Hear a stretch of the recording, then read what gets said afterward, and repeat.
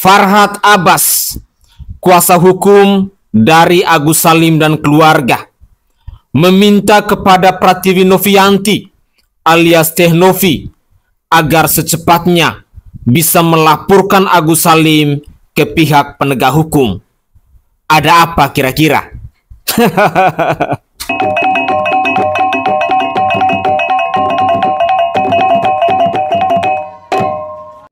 Assalamualaikum warahmatullahi wabarakatuh. Salam Om Swastiastu, Namo Buddhaya. Salam kebajikan dan salam sejahtera untuk kita semua. Saudaraku sebangsa dan setanah air, para penonton kanal YouTubeku yang sangat saya hormati dan sangat saya cintai. Salam jumpa dan selamat bertemu kembali bersama saya, Sainai. Dalam konten saya kali ini, seperti biasa saya tetap mengupdate terkait dengan perkembangan dari kasusnya Pratiwi Novianti dan Agus Salim. Dan kabar terbaru dalam konten saya kali ini, saya akan mempersembahkan ke hadapan pemirsa sekalian terkait dengan tantangan dari seorang kuasa hukum, tantangan dari seorang Farhad Abbas yang meminta kepada Pratiwi Novianti alias Teh Novi untuk segera mungkin, untuk secepat mungkin melaporkan Agus Salim dan keluarganya ke pihak penegak hukum. Apakah ada yang panik? Saya sangat yakin dan percaya bahwa apa yang diinstruksikan oleh Farhad Abbas ini merupakan bentuk kepanikan yang begitu luar biasa, karena dia tahu bahwa uang yang 1,3 miliar itu adalah milik dari para donatur, bukan milik dari si Agus Salim seperti yang dikoar-koarkan oleh seorang Farhad Abbas ini. Berikut ini saya ingin mengajak pemirsa sekalian, mari kita bersama-sama menyimak pernyataan yang disampaikan oleh Farhad Abbas yang didampingi oleh Wawa tercinta, Elmi istrinya Agus, dan Agus Salim itu sendiri. Inilah cuplikan video selengkapnya. Dokter internis karena ada bagian paru, ya kasih operasi, Agus harus operasi. Agus harus operasi ya. Jadi cuci semua sehingga cairan kimia yang ada di dalam matanya itu bisa dibersihkan, yang menggerogoti matanya itu. Saya sudah konsultasi langsung, bahkan kami rekam bentuk mata dan apapun estimasi dan prediksi ke depan tentang matanya Agus. Jadi besok dilanjutkan dengan pemeriksaan lab sama penyakit dalam. Dan nanti kita pakai operasi rekonstruksi pelompang.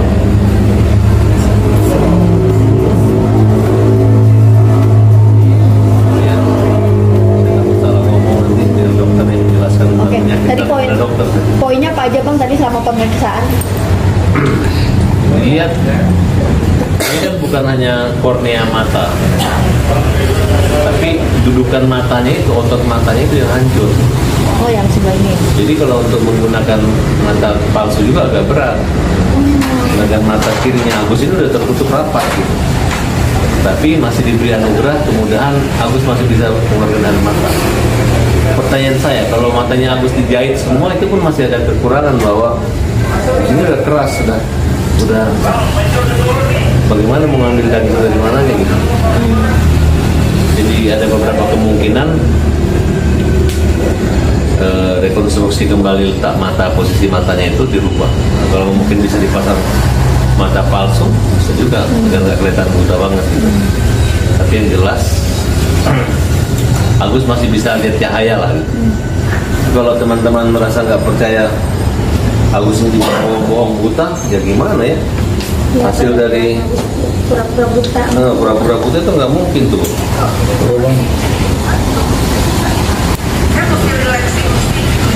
Mana orang mau ngaku nggak buta ini kalau begini?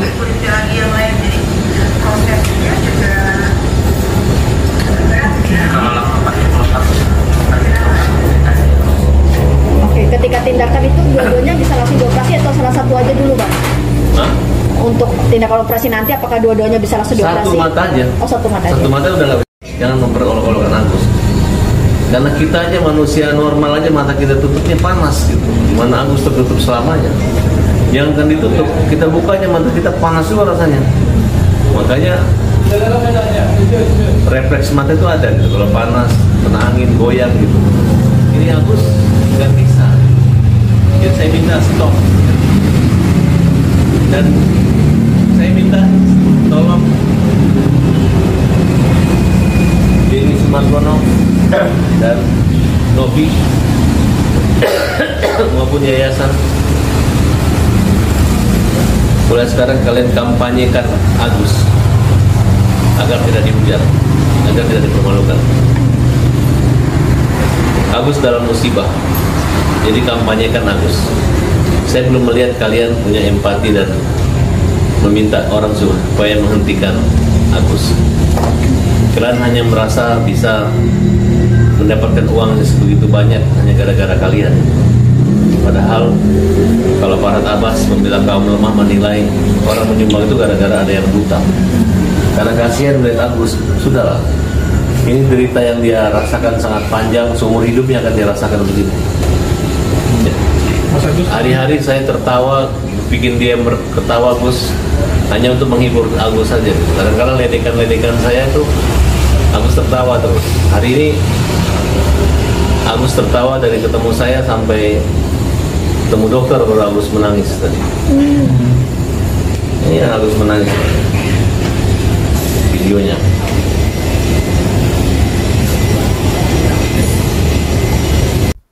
Bapak Farhad Abbas yang terhormat, apa urgensinya seorang Pratiwi Novianti alias Teh Novi dan Denny Sumargo alias Densu harus mengkampanyekan seorang Agus Salim? Apa pentingnya Agus Salim bagi kami masyarakat Indonesia? Siapa sih dia? Jasanya dia untuk bangsa dan negara ini apa sih? Sehingga Anda yang adalah seorang kuasa hukum harus mendesak agar seorang Pratiwi Novianti alias Teh Novi dan Denny Sumargo alias Densu ini harus mengkampanyekan seorang Agus Salim. Bang, dulu masyarakat Indonesia, netizen Indonesia itu beramai-ramai menaruh empati kepada si Agus Salim ini. Mereka beramai-ramai memberikan donasi kepada Agus Salim dengan tujuan untuk biaya pengobatan. Tetapi apa yang terjadi? Seorang Agus Salim benar-benar telah melukai hati para donatur di bangsa ini. Itu yang perlu Anda camkan. Agus Salim dikenal oleh para donatur saat ini sebagai pribadi yang tidak tahu bersyukur dan tidak tahu berterima kasih. Agus Salim adalah pribadi yang tidak tahu diri. Itu yang perlu Anda camkan. Jadi sampai saat ini, seorang Agus Salim mau masuk liang lahat pun, orang tidak peduli lagi. Karena tutur katanya, karena adabnya, karena etikanya yang tidak punya. Hilang rasa respect dari para donatur. Uang donatur yang sudah diberikan untuk biaya pengobatan mata itu malah dimanfaatkan untuk kebutuhan yang lain. Cicil utang, kasih ke orang tua. Dan perlu Anda ketahui bahwa itu bukan harta warisan. Itu adalah uang dari para donatur, miliknya para donatur, yang mau dimanfaatkan untuk biaya pengobatan mata. Itu bukan uang miliknya Agus Salim. Camkan itu. Jadi buat Pak Farhad Abbas, tahu diri, introspeksi diri. Jangan hanya berkoar-koar, isinya tidak ada. Semakin Anda berkoar-koar, sesungguhnya kami netizen Indonesia yang mengikuti perkembangan dari kasus Teh Novi dan Agus Salim ini semakin muak dan jijik kepada Anda.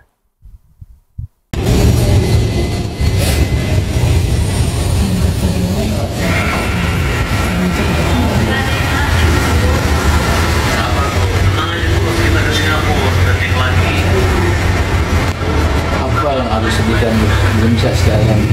Ya karena dokter memvonis bahwa mata kanan, mata kirinya Agus sudah nggak bisa diapa-apain lagi, udah tertutup rapat. Mata kanan juga kan begitu. Jadi kalian sudah beban psikis yang dialami Agus itu berat sekali. Kalian ejek-ejek, semua kita kena korban ejek, tetangga pun ngejek gitu, ngolong, permalukan Agus ya. Saya berdoa semoga yang ngejek itu nggak buta kayak Agus ya. Kalau saat kalian tiba-tiba doa saya tidak terkabul, kalian buta, baru kalian merasakan gimana ngejek orang buta ya. Agus mau sampaikan, silakan. Ya, Agus gimana tadi ketemu dokter dikasih pengertian sendiri dari dokter? Dari kemarin kan pengertian juga sama sih, memang udah di kondisi udah nggak bisa lihat dari awal sampai akhir juga. Ya kan kemarin merasa ada harapan, bisa lihat saya, tiba-tiba bisa lihat warna. Tapi setelah kejadian dari kemarin sampai sekarang itu sama aja sih, nggak ada yang bisa buat Agus kembali lagi seperti awal. Kasih doa sama Allah Subhanahu wa Ta'ala, memang udah jalan takdir Agus seperti ini. Dia aku syukurin aja. Tadi penjelasan dokter Ya, pasti mau diapain pun kita tetap masih dari awal sampai akhir juga memang pemeriksaan dokter yang sama. Makanya Agus kalau dibilang Agus pura-pura buta, jalan Agus normal, dia sedih Agus sebagai manusia biasa yang punya hati nurani. Kalau kalian punya hati nurani pasti kalian ngomongnya kayak gitu. Seandainya kalian merasakan apa yang Agus rasakan dari Agus sakit seperti ini, sampai sekarang Agus mana perasaan kalau seperti Agus sudah tadi hujan habis-habisan. Ya udah takdir Allah, silakanlah kalian silakan, mau kalian mau caci maki sekuat apapun kalian tentang Agus, silakan.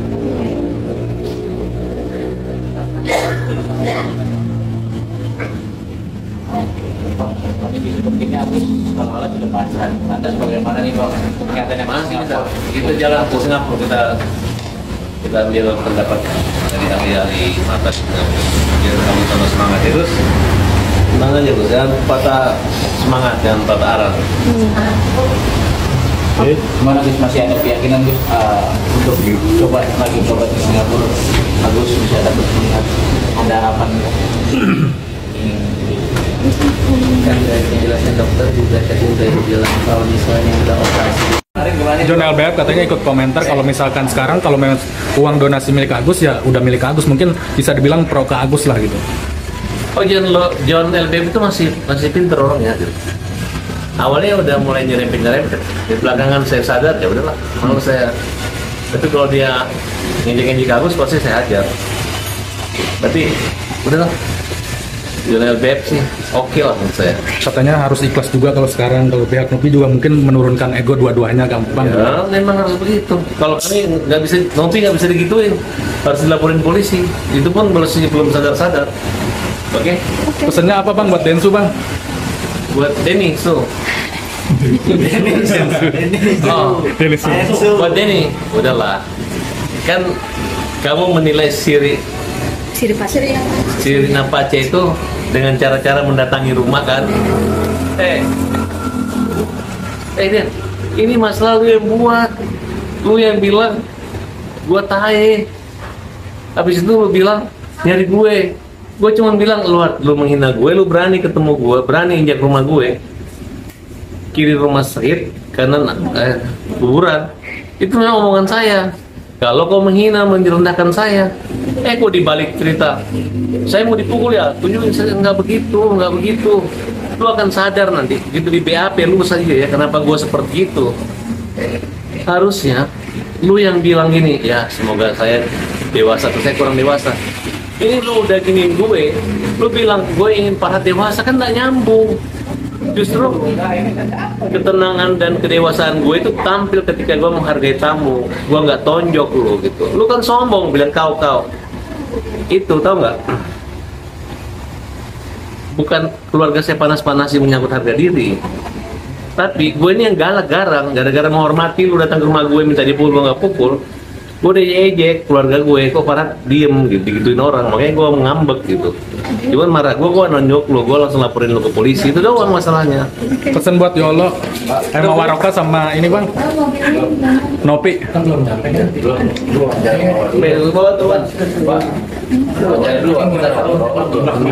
Pesan buat Yolo apa bang?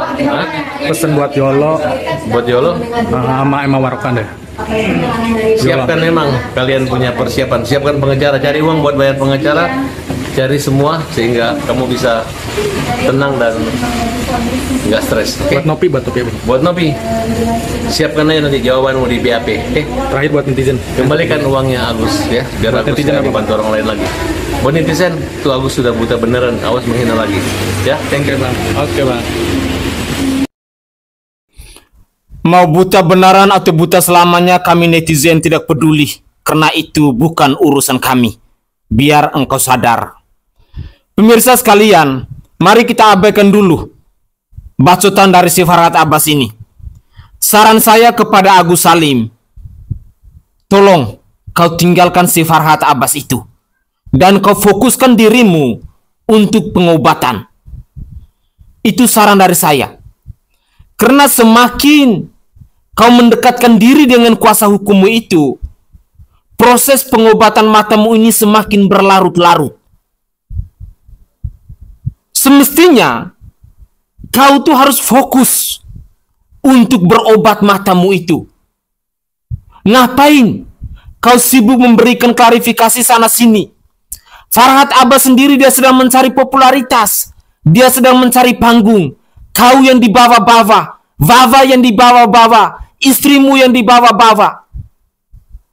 Kapan proses pengobatan matamu itu bisa mulai? Kapan katanya mau ke Singapura? Kapan katanya mau ke Malaysia? Kok semuanya hanya habis di omongan doang? Tolonglah. Kalau memang saat ini kamu fokus untuk penyembuhan, lepaskan segala kesibukanmu yang lain. Cukup fokus untuk berobat. Itu saran saya yang pertama. Saran saya yang kedua, segera kau ketemui Teh Novi alias Pratiwi Novianti. Rendahkanlah hatimu, tidak usah kau rendahkan dirimu. Rendahkan hatimu, meminta maaf kepada Pratiwi Novianti kalau kau masih menginginkan uang untuk berobat. Tetapi selama kau masih jual kau punya kesongongan, jual kau punya kesombongan, jual kau punya harga diri, jual kau punya kekoplakan itu, maka sampai kapanpun kau potong sampai kuku hitam ini kalau kau bisa sembuh. Saya berharap bahwa hal-hal yang sederhana ini bisa Anda lakukan demi kesembuhan matamu itu. Jangan kau terlalu ego. Jangan kau terlalu jaga kau punya marwah kau apa itu. Kalau kau butuh kau mau sembuh, kau ketemui Pratiwi Novianti, dan saya sangat yakin dan percaya operasi matamu itu akan segera berjalan. Tetapi selama kau masih mengikuti Farhat Abbas, maka sampai kapanpun matamu itu akan tetap seperti itu. Kau camkan itu baik-baik. Berikut ini ada komentar dari kuasa hukumnya Pratiwi Novianti dalam menanggapi komentar dari Farhat Abbas yang mendesak agar Pratiwi Novianti alias Teh Novi ini bisa segera mungkin untuk melaporkan Agus Salim dan keluarganya ke kantor polisi ini. Inilah komentar selengkapnya dari kuasa hukum Pratiwi Novianti. Mari kita simak bersama-sama. Apa saja, baik itu dilakukan oleh Agus maupun para lawyernya. Tapi lagi-lagi beberapa hari terakhir Novi masih memiliki sikap untuk tetap fokus pada kegiatan-kegiatan kemanusiaan, apalagi ada korban lain juga yang berkaitan dengan mata yang sedang meminta pertolongan dari Yayasan Novi. Nah, ada juga kami sudah lakukan konstruksi hukum berkaitan dengan perbuatan lawyer sebelah yang dianggap offside ya dalam menjalankan advokasi komunikasinya. Misalnya tidak fokus pada persoalan Agus, persoalan donasi, persoalan apakah uang itu adalah hak Agus atau tidak, tetapi ada semacam persoalan baru yang muncul di mana penyerangan Novi secara pribadi, secara personal, lalu ada juga yang memberikan isu ke dalam ruang publik berkaitan dengan penyalahgunaan obat terlarang.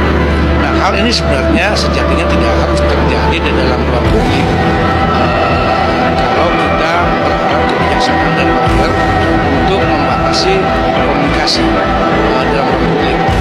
Tidak perlu menyampaikan persoalan yang belum tentu benar dan tidak boleh memberikan pernyataan kepada publik seolah-olah seseorang sedang menyatakan pidana. Iya, satu perbuatan pidana yang kalau kami konstruksikan secara utuh, unsur-unsur perbuatan pidana lebih jelas yang dilakukan oleh lawyer sebelah ya dibanding apa yang dilakukan oleh Densus ya.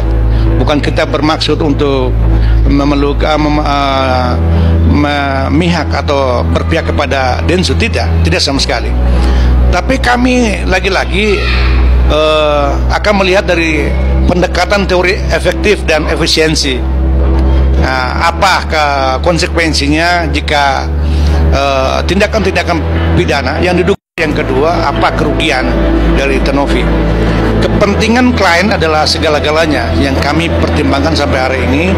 Kenapa pihak kuasa hukumnya Mbak Novi belum melakukan tindakan-tindakan hukum atau legal action dengan melaporkan secara pidana. Pertimbangan itu karena itu tidak akan teralihkan prinsipnya, tidak teralihkan misi-misi kemanusiaan.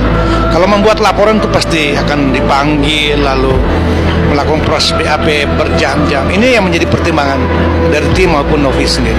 Iya, pertimbangan itu, pertimbangan efektif waktu dan efisiensi biaya. Daripada biaya berperkara lebih baik biaya itu dialirkan kepada pihak-pihak yang membutuhkan bantuan dari yayasan Novi. Iya, kita melihat dulu ya, kalau memang terjadi penyerangan secara masif lalu menjatuhkan martabat dari seorang Novi sebagai warga negara Indonesia yang baik, tentunya kita akan melakukan perlawanan. Dan potensi pihak sebelah itu lebih menyentuh unsur hukum pidana dibanding dengan tindakan-tindakan orang lain yang mereka lapor saat ini. Ya, kalau kita cinta damai ya, kita cinta damai dan kita tahu bahwa persoalan hukum ini sudah direkomendasi oleh negara dengan penyelesaian sengketa melalui restoratif justice. Artinya penyelesaian mediasi atau musyawarah itu adalah ruang yang baik dibanding saling melapor, tidak substansi ya. Akhirnya publik terfokuskan dalam persoalan remeh-temeh, tidak konsentrasi pada persoalan korupsi, legal fishing, legal money, judi online. Ini teralihkan.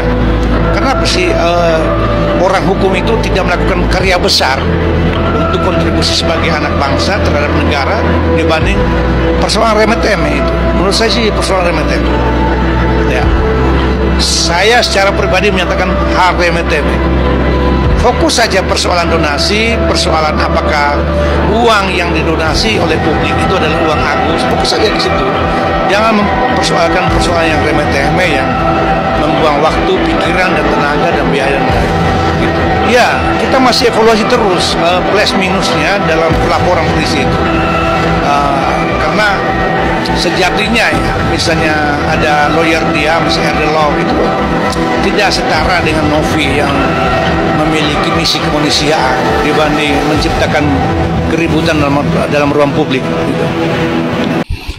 Oke guys, itu adalah cuplikan-cuplikan video yang bisa saya persembahkan ke hadapan pemirsa sekalian. Sekaligus kita sudah diberikan pengarahan oleh kuasa hukum dalam cuplikan video di season terakhir ini bahwa ini adalah persoalan remeh-temeh yang awalnya hanya persoalan tentang uang donasi, yakni perkara antara Pratiwi Novianti alias Novi dan Agus Salim, tetapi sampai di sini persoalan itu sudah merembet kemana-mana. Mulai dari Farhad Abbas, mulai dari RD Law yang menuduh bahwa Pratiwi Novianti alias Teh Novi adalah pengguna narkoboy, penggelapan roda 4 dan lain sebagainya. Ditambah lagi dengan persoalan baru dari si Farhad Abbas, antara Farhad Abbas dan Denny Sumargo, antara Farhad Abbas dengan Pablo Benua, antara Farhad Abbas dan Yolo ini dan lain sebagainya.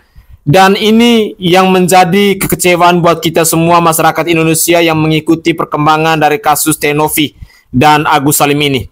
Karena jujur, kita semua pasti akan melihat bagaimana ketidakprofesionalitas yang ditunjukkan oleh para kuasa hukum dalam mengungkap kasus persoalan donasi antara Pratiwi Novianti dan Agus Salim ini.